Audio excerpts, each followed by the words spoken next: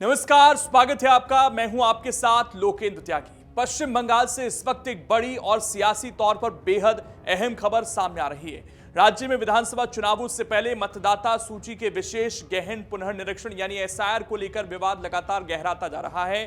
अब इसी मामले में चुनाव आयोग ने सख्त रुख अपनाते हुए बड़ा एक्शन लिया है। आयोग ने एसआईआर प्रक्रिया में गड़बड़ी, लापरवाही और अधिकारों के गलत इस्तेमाल के आरोप में राज्य सरकार के 7 अधिकारियों को तत्काल प्रभाव से निलंबित कर दिया है। चुनाव आयोग की इस कार्रवाई को बेहद असामान्य और कड़ा कदम माना जा रहा है, क्योंकि आमतौर पर आयोग राज्य सरकार के कर्मचारियों पर इस स्तर की अनुशासनात्मक कार्रवाई कम ही करता है। आयोग ने न सिर्फ इन अधिकारियों को सस्पेंड किया, बल्कि पश्चिम बंगाल के मुख्य सचिव को निर्देश दिए हैं कि सभी मामलों में विधिवत अनुशासनात्मक कार्रवाई शुरू की जाए।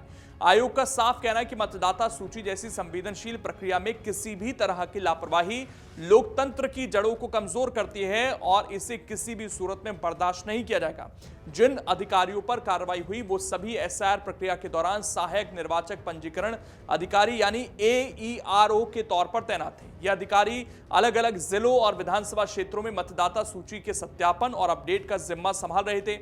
आयोग के अनुसार जांच में सामने आया कि कुछ मामलों में तय नियमों का पालन नहीं किया गया, तो कहीं कानूनी शक्तियों का गलत इस्तेमाल हुआ।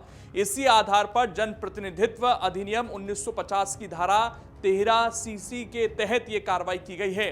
निलंबित किए गए अधिकारियों में मुर्शिदाबाद, फरक्का, मायनागुड़ी, सूती, कैनिंग, पूर्वो और डेबरा जैसे संवेदनशील विधानसभा क्षेत्रों में तैनात अधिकारी शामिल हैं। आयोग का मानना है कि इन क्षेत्रों में मतदाता सूची में गड़बड़ी की शिकायतें गंभीर थीं और इन्हें नजरअंदाज करना निष्पक्ष चुनाव प्रक्रिया के लिए खतरनाक बन सकता था। इस पूरे मामले का राजनीतिक तापमान इसलिए भी ज्यादा है क्योंकि पश्चिम बंगाल में इसी साल विधानसभा चुनाव प्रस्तावित हैं। राज्य की मुख्यमंत्री ममता बनर्जी और उनकी पार्टी शुरू से ही एसआईआर प्रक्रिया का विरोध करती रही है।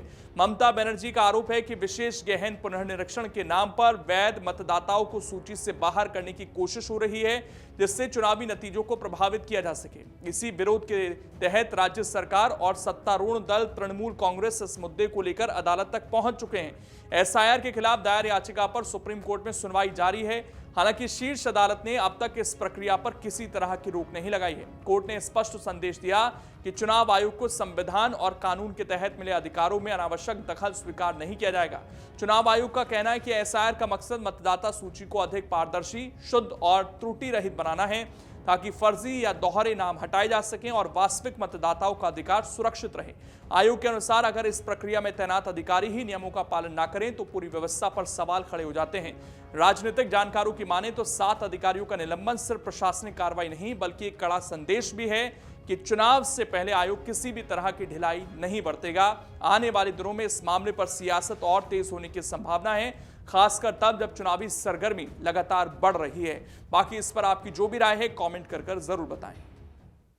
अगर आप ये वीडियो YouTube पर देख रहे हैं तो हमारे चैनल को सब्सक्राइब कर बेल आइकन दबाएं और Facebook पर देख रहे हैं तो हमारे पेज को लाइक करें।